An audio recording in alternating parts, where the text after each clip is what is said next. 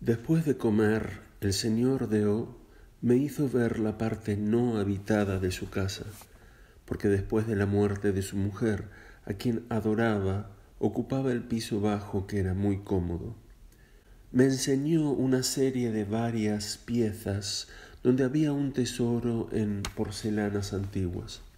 Los muros estaban cubiertos de placas de mármol, cada cuarto de diferente color, y el suelo recubierto de soberbios tapices de Persia. Era de mosaico. El comedor, muy grande, estaba todo cubierto de alabastro. La mesa y los aparadores eran de cedro. Esta casa parecía un bloque de mármol, porque tanto el exterior como el interior se hallaban cubiertos de aquella rica materia. Debía haber costado sumas inmensas. El sábado, una media docena de criadas subidas en escalas lavaban aquellos magníficos muros. Estas criadas llevaban anchos cestos y tenían necesidad de ponerse pantalones, pues sin esto hubieran interesado más de lo regular a los transeúntes curiosos. Después de haber visto la casa, bajamos y el señor de O me dejó solo con Esther en la antecámara donde trabajaba con sus empleados. Aquel día, como era el de Año Nuevo, no había nadie. Después de haber ejecutado una sonata en el clavecín, la señorita de O me preguntó si yo iría al concierto. Le respondí que teniendo la dicha de encontrarme con ella, nada lograría atraerme. ¿Pero vos, señorita, pensáis ir? Yo iría de muy buena gana, pero no puedo ir sola.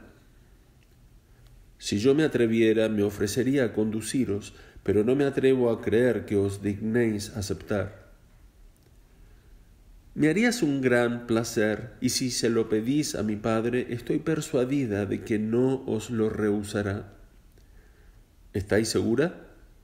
Muy segura, porque desde el momento en que os conoce, cometería una falta de atención y mi padre no es hombre para ello. Pero veo que no conocéis las costumbres del país. Lo confieso. Las señoritas gozamos aquí de una gran libertad y no la perdemos más que al casarnos. Id a ver a mi padre y lo sabréis. No deseaba otra cosa. Corrí entre el cuarto del señor de O y le hice mi petición, temiendo recibir una negativa. ¿Tenéis un coche? Sí, señor. Entonces no tengo necesidad de hacer enganchar. Esther. ¿Padre? Ve a vestirte. Mi amigo el señor Casanova quiere tener la complacencia de llevarte al concierto. Es muy amable. Os doy las gracias, buen papá. Le abrazó y corrió a vestirse. Una hora después reapareció bella y expresando la alegría en todas sus facciones. Yo le hubiera deseado un poco de polvo, pero Esther estaba orgullosa del ébano de su soberbia cabellera que hacía maravillosamente resaltar la blancura de su piel.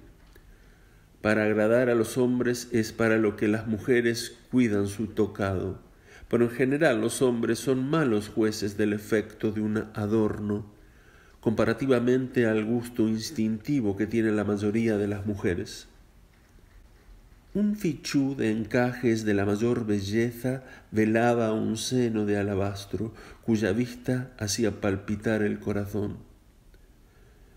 Bajamos de las habitaciones.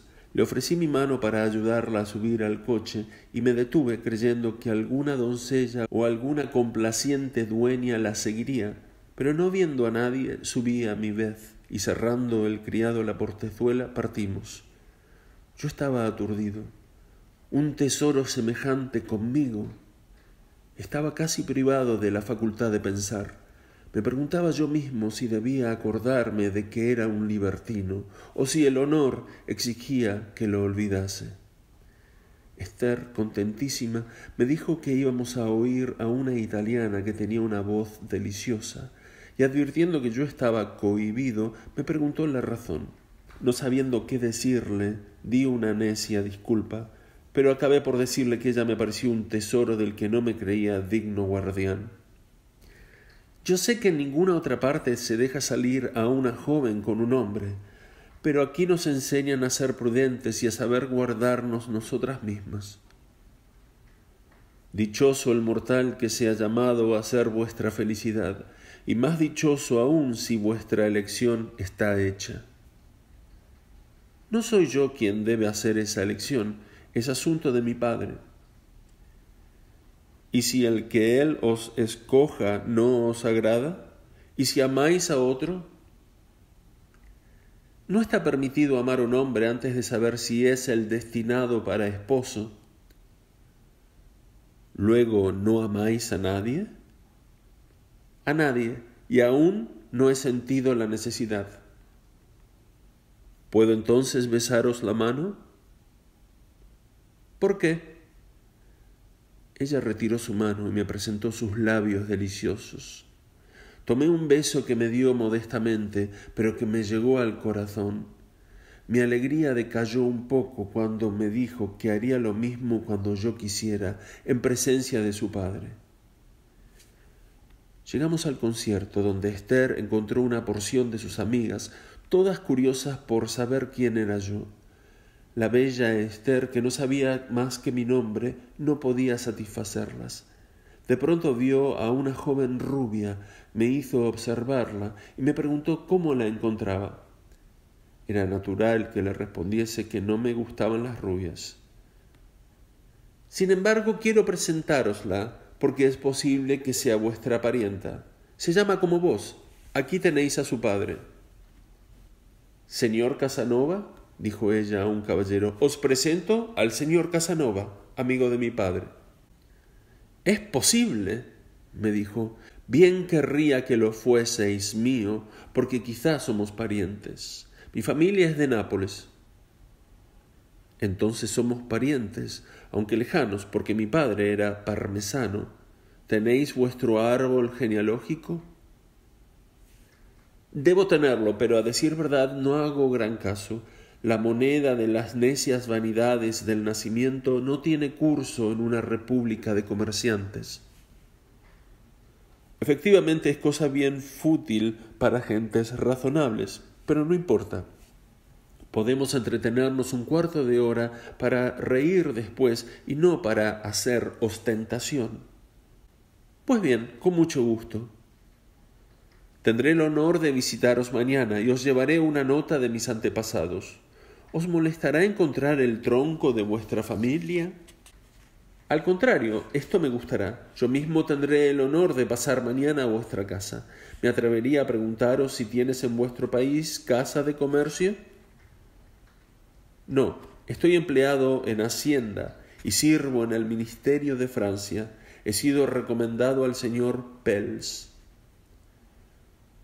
Casanova hizo entonces una señal a su hija y me la presentó. Era amiga íntima de mi encantadora Esther. Me senté entre las dos y empezó el concierto. Después de una hermosa sinfonía y de un concierto de violín, la italiana, a quien tanto elogiaban y que se llamaba señora Trenti, apareció.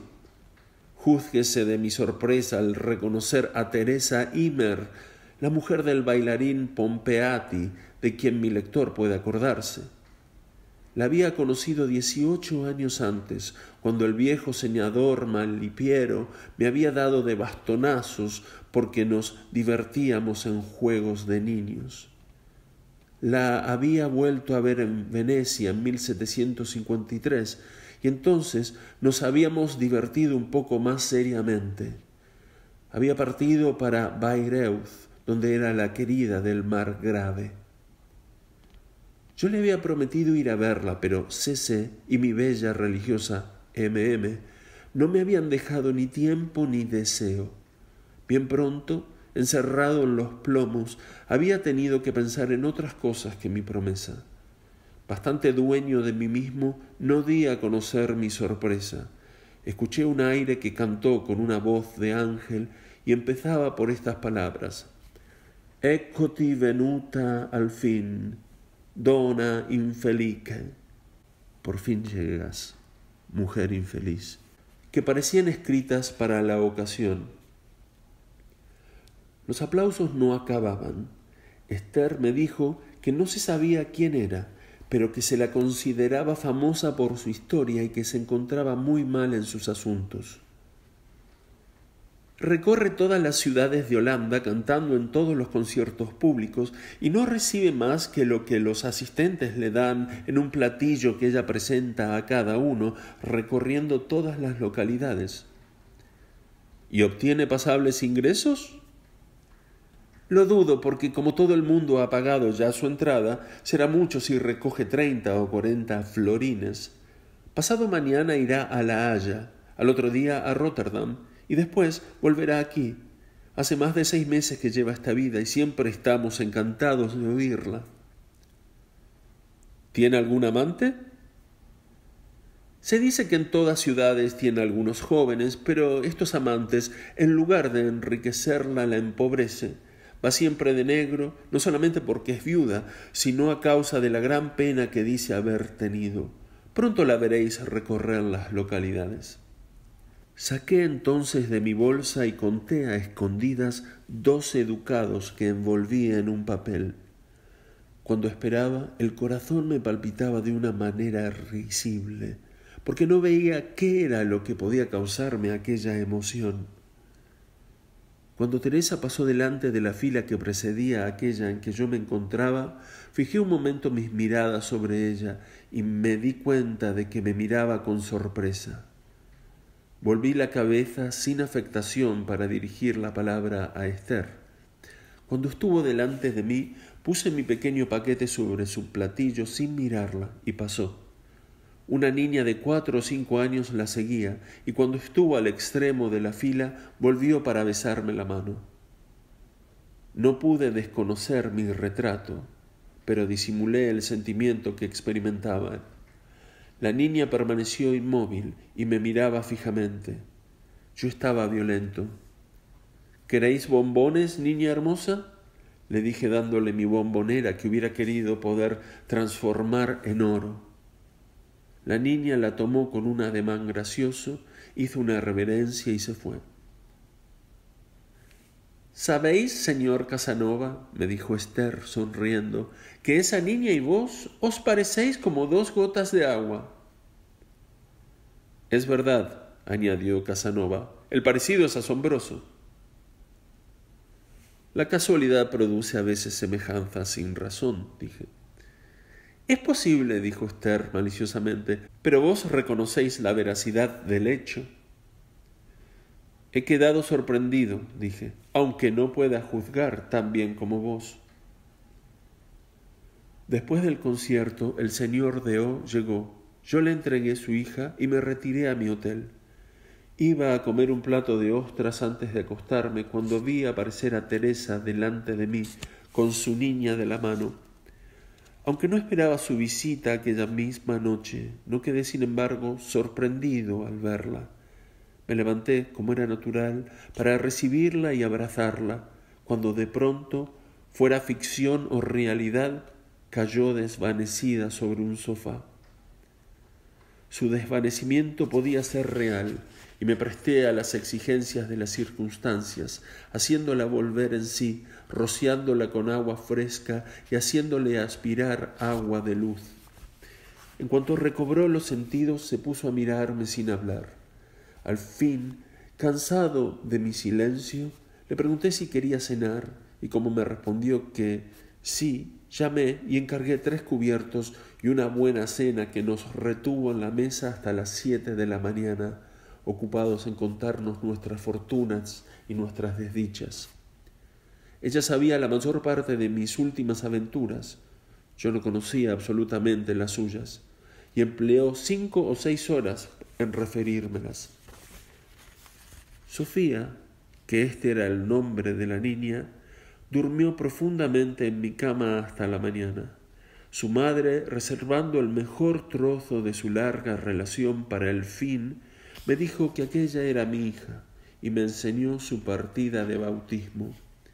El nacimiento de aquella criatura coincidía con el tiempo en que yo había conocido a Teresa, y su perfecto parecido no podía dejarme ninguna duda. Lejos, pues, de mostrarme reacio, Dije a la madre que estaba convencido de que Sofía me debía su existencia y que hallándome en estado de poder hacer darle una buena educación, estaba pronto a encargarme de ella para servirle de buen padre. Es una alhaja que me es muy querida, no podría separarme de ella sin morir, me dijo. Hacéis mal, porque encargándome de esta niña le aseguraré una suerte feliz. Mi hijo tiene 12 años y como no tengo los medios de darle una buena educación, encargaos de él en mi lugar. ¿Dónde está? No diré en pensión, sino más bien en prenda en Rotterdam. ¿Cómo en prenda? Sí, porque no me lo devolverán hasta que no pague todo lo que debo a quien le ha tomado. ¿Cuánto le debéis?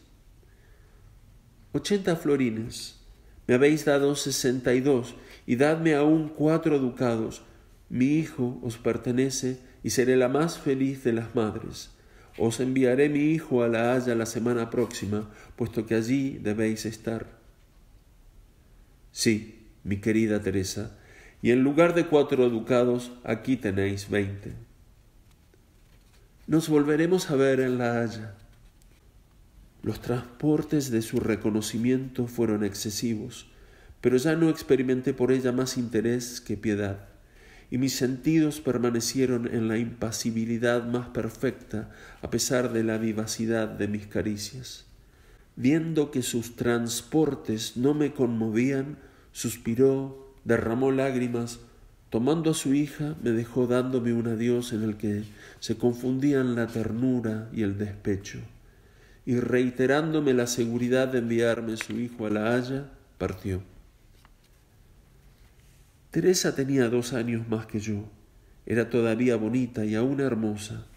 Era rubia, llena de talento y de ingenio, pero sus encantos no tenían ya su primera frescura, y no habiendo sentido jamás por ella sino caprichos pasajeros, deseos, un gusto de fantasía, no era extraño que no tuviese influencia sobre mí. Todo lo que le había sucedido durante los 6 años que no la había visto interesará seguramente a mis lectores y será un digno episodio de mi historia. Lo escribiría con gusto si estuviera seguro de recordar exactamente las circunstancias, pero como no escribo una novela, quiero que sólo la verdad se encuentre en mis escritos. Convicta de infidelidad por el margrave enamorado y celoso, había sido arrojada. Se había separado de su marido, Pompeati, había seguido a un nuevo amante a Bruselas, donde había sido por breve tiempo el capricho del príncipe Carlos de Lorena, que por un privilegio particular le procuró la dirección de todos los teatros en los Países Bajos austríacos. Con este privilegio había abarcado la más vasta empresa que le ocasionó enormes gastos, de suerte que después de haber vendido sucesivamente todos sus diamantes y sus encajes, se había visto precisada a pasar a Holanda para evitar verse encerrada en la cárcel. Su marido se había matado en Viena en un acceso de ira, causada por los dolores que sufría en los intestinos. Se había abierto el vientre con una navaja de afeitar y había expirado arrancándose las entrañas. Los negocios que yo tenía no me permitían ir a acostarme. El señor Casanova vino a visitarme y me rogó fuera a comer con él, dándome cita en la Bolsa de Ámsterdam, lugar verdaderamente asombroso para todo extranjero. Los millonarios con aspecto de patanes son allí muy numerosos. Un hombre que no tiene más que 100 florines es un pobre, hasta el punto de no atreverse a negociar por su cuenta y riesgo. Encontré al señor Deo, que me comprometió a comer al día siguiente en una casita que tenía sobre el Amstel, y el señor de Casanova me trató como a un príncipe. Después de haber leído mi genealogía, que tanto bien me hizo en Nápoles, fue a buscar la suya, que encontré ser la misma, pero muy indiferente a esto, no hizo más que reír, al contrario que don Antonio de Nápoles, que hizo tanto caso y me dio tan buenas pruebas. Me ofreció, sin embargo, sus servicios y sus luces en todo lo que se refería al comercio, si yo lo necesitaba.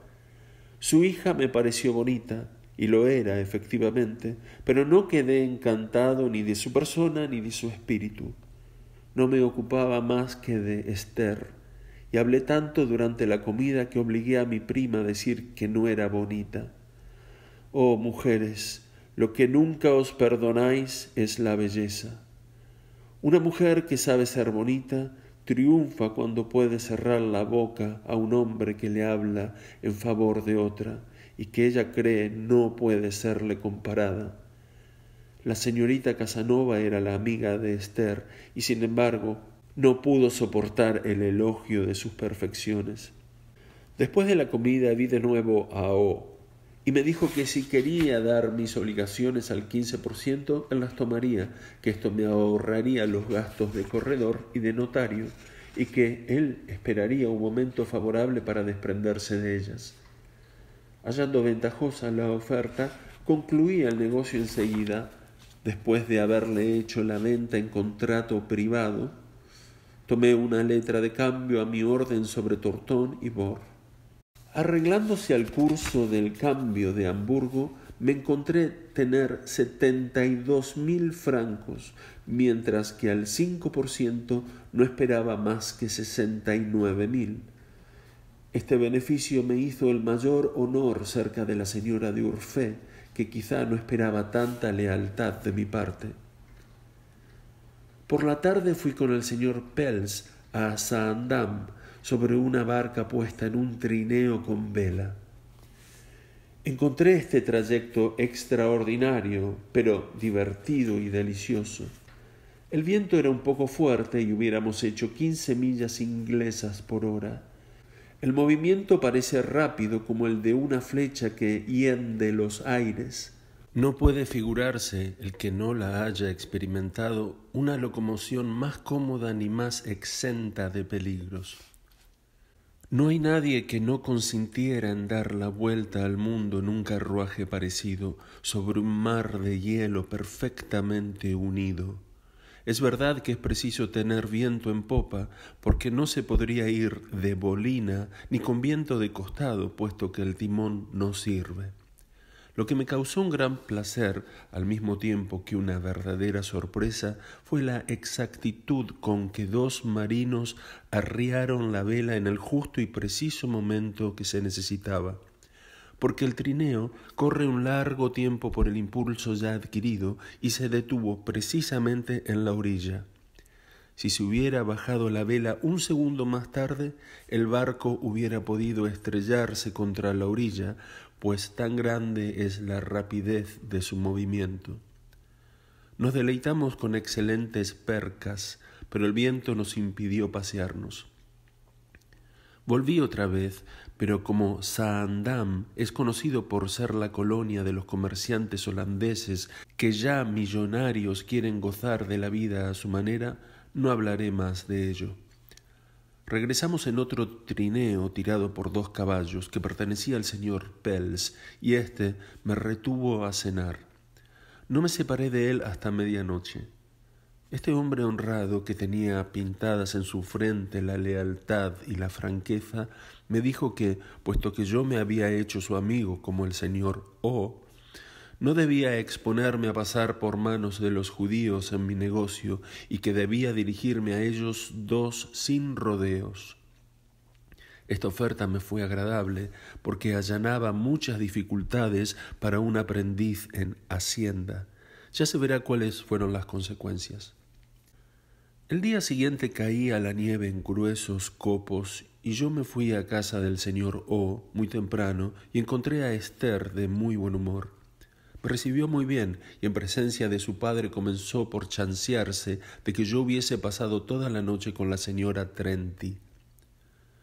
Yo hubiera estado quizá un poco confuso, pero su padre le dijo que no había por qué sofocarse, porque nada impedía a un hombre honrado amar el talento.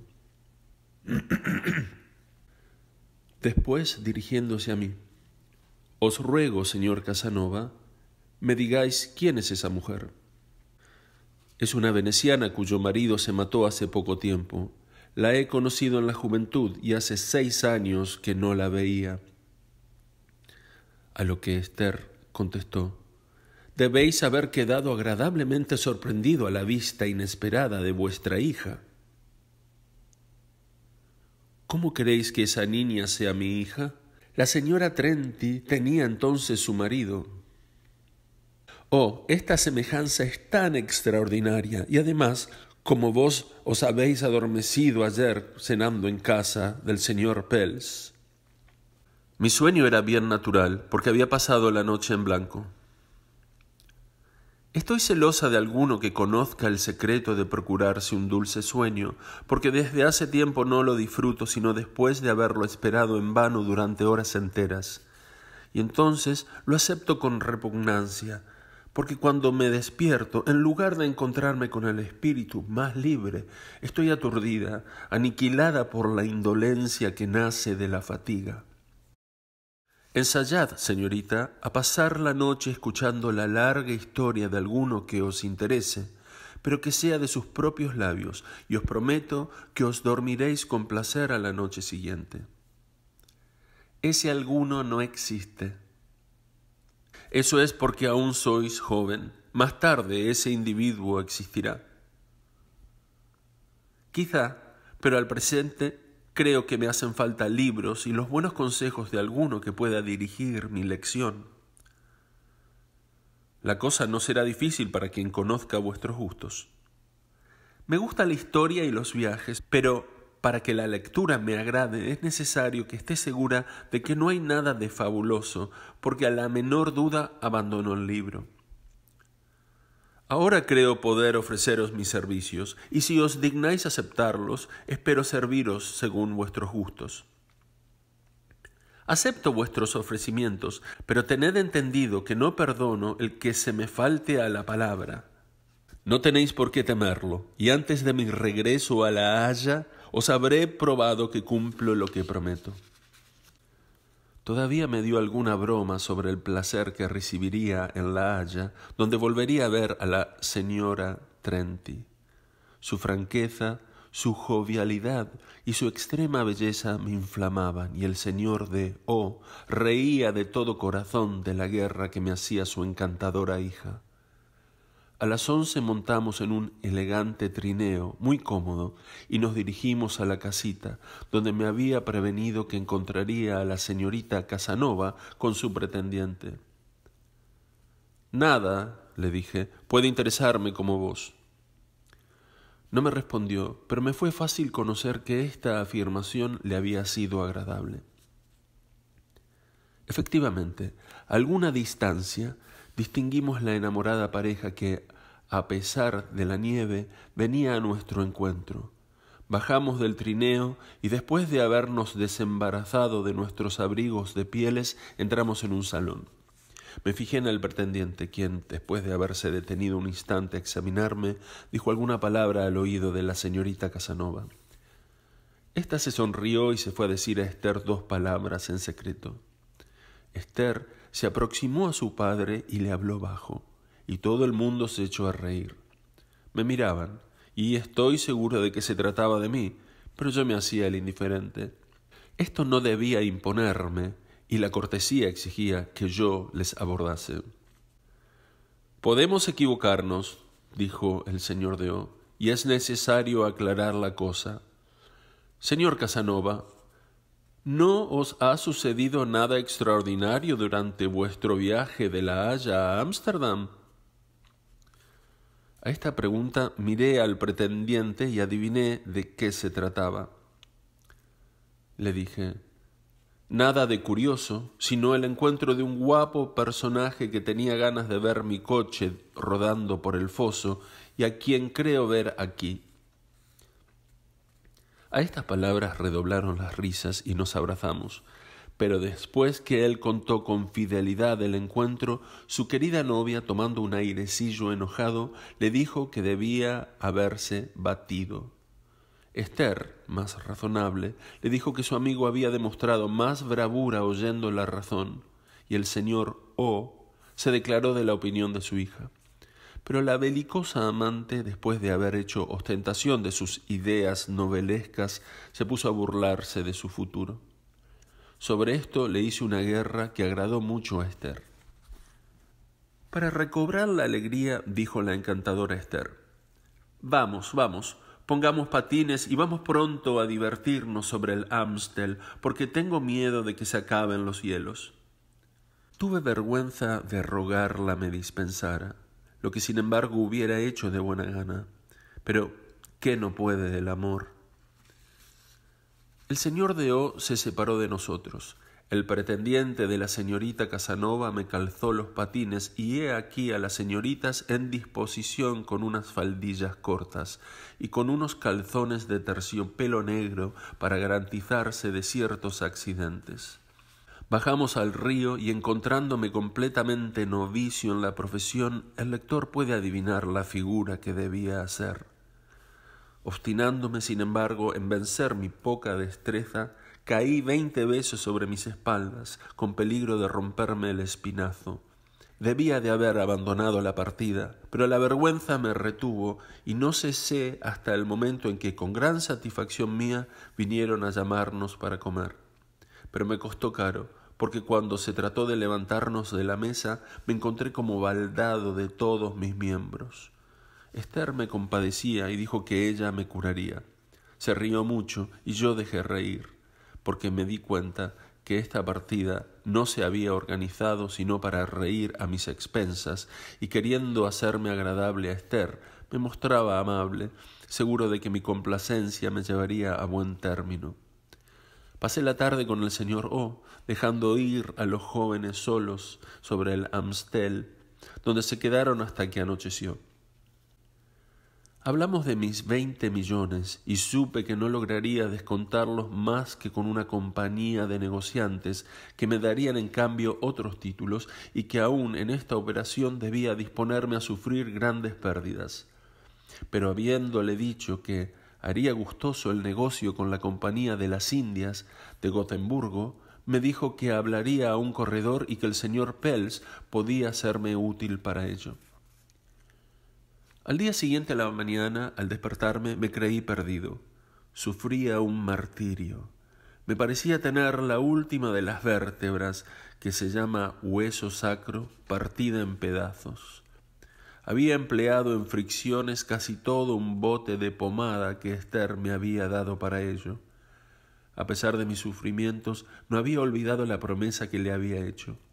Me hice llevar a casa de un librero, donde tomé todos los libros que creí podría divertirla. Se los envié, rogándole me enviase los que ya hubiese leído. Fue exacta, y dándome muchísimas gracias, me dijo que fuera a abrazarla antes de partir, si quería tener un hermoso presente. No era natural que descuidase semejante invitación, así es que fui bien temprano, dejando mi silla de posta a su puerta. El ama de gobierno me condujo al lecho de la niña, donde la encontré risueña y bella como Venus. «Estoy segura», me dijo, «de que no hubieras venido si no os hubiera dicho que era para abrazarme». Al decir esto, mis labios estaban ya pegados a su boca, a sus ojos y sobre todas las facciones de su hermoso rostro. Viendo que en estos dulces transportes mis ojos se fijaban sobre su seno, del que ya iba a apoderarme, cesó de reír y se aprestó a la defensa. «Id», me dijo maliciosamente, «id a la Haya a divertiros con la bella Trenti, que posee una prenda tan preciosa de vuestra ternura». «Querida Esther, no voy a La Haya sino para hablar de negocios con el embajador y dentro de 6 días, lo más tarde, me tendréis a vuestro lado, enamorado y ocupado únicamente en la dicha de agradaros. Cuento con vuestra palabra, pero no me engañéis». Entonces me presentó su boca y me dio un beso de despedida tan ardiente y tan dulce que partí con la seguridad de ser feliz a mi regreso. Por la noche llegué a casa de Boaz a la hora de cenar.